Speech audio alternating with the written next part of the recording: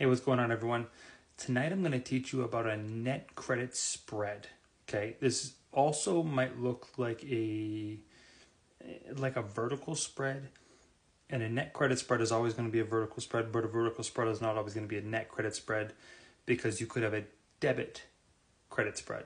Okay, so we're going to go over a net credit spread tonight, and if you're using margin, you should know how to calculate this and how far out on the yield curve you could potentially go.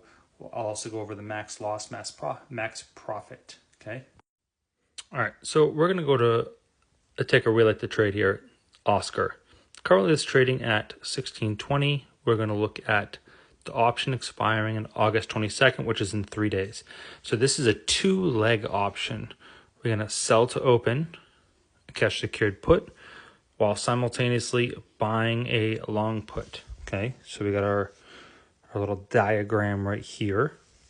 Current price is 16.20. The cash secured put is 16.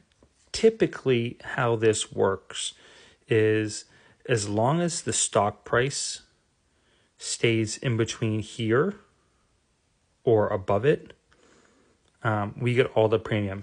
In this case, the premium is paying. We want to do this. It's 23 cents or $23, whichever you guys want to do it. Okay. So if we stay above 16, before this expiration date, right up here, we collect all this premium. That's how a cash secured put works. Now, but when we add this other leg, the net credit spread, we're going to give up some of that premium. In fact, we're going to give up, in this case, 8 cents or $8. Okay. Which nets in a 15. So this is $23 minus 8 equals 15, because we are selling and then we are buying, right? So we get a net. So we are netting 15. Now, why are we doing this? We're doing this to protect the downside.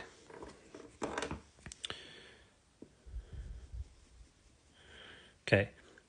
So because if you were to just to buy a put, say this goes down to 15 or something, you'd start making money while simultaneously losing money, and they kind of equal themselves out. So this is kind of our weird little, sweet spot.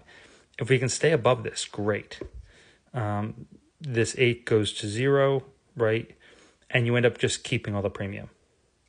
You end up keeping the premium at 15, which is great. So your max profit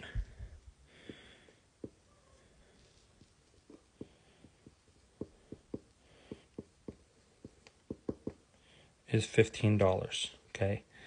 Your max loss, now this is where people get confused, is the relative distance between this number and this number, okay? In which case it would be 100. Okay, this is the maximum amount of money you can lose, would be $100. Okay, minus the premium. Okay, so your max loss is $85. If you didn't, again, because these two things equal themselves out, if you didn't have this put on right down here, your max loss is infinity.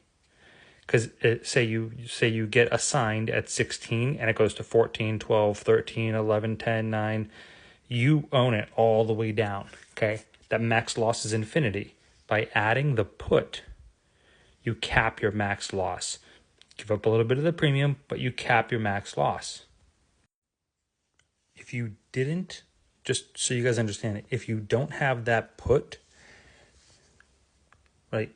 So 1,600, right, is what you're willing. Sorry, these are multiples of 100, okay? So it's really 1,600. If you were to just do the cash secured put, you're going to put up 1,600 in collateral, okay? But because you're adding the put, What it gets really interesting is when we're doing this on margin, okay? Normally, this amount of money would come out of your margin account and you'd get a credit of just the 23 against your margin account. But because we're adding that put and we're limiting our loss, we actually get to do the spread between the two. Okay, so it's really...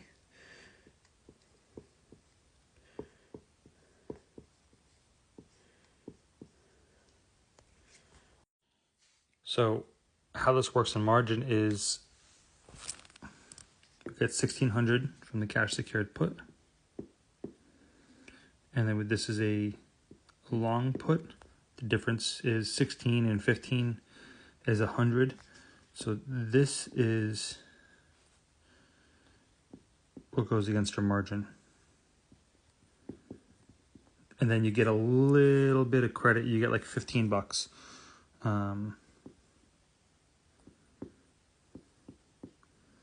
So it'd be, it'd be $85 basically. Would show up would go against your margin account. So versus, right, remember, you could just do a cash secured put, unlimited downside, okay, for 1,600, right? If you do a cash secured put straight up, that comes out of your margin. Or depending on which broker, it might be 200%, so it might be like 3,200. Or you could do this, a cash secured put and a long put. You limit some of your downside, right? And you give up some of your premium. You find the difference. The benefit of this is that it allows you to go super far out on the yield curve, right? Because if you're using margin and you're stacking this and you are only putting up, say, $100 per trade, right? It ends up being 15 divided by 100 ends up being a 15% return in 3 days. Assuming the trade doesn't go against you, meaning assuming that we stay above your 16. You have to stay above 16 in order for this to work. If you could go down to, say, 15, but that becomes less. And then you'd have to go down to 14, right? And they would stay relative, but this might drop down to like, 10 or 12, and that might drop down to 6. They stay in relative terms. But again, this all is predicated on you staying above 16, okay, in order for this to work out. Otherwise, your max loss is 100, ends up being $85. So, all right, guys, that is your credit put spread. And it's called a credit specifically because we're making money. Now, you could do the inverse where your put is higher than your cash secured put, and then you would get a debit spread, meaning that your max profit would actually be down here. Like you'd be betting against it, but you'd want a margin of safety for if it goes too high, but you'd make more money if you were betting against the market. You would just your long put would be higher than your short put, and in that case it would be a debit spread. So I hope that helps.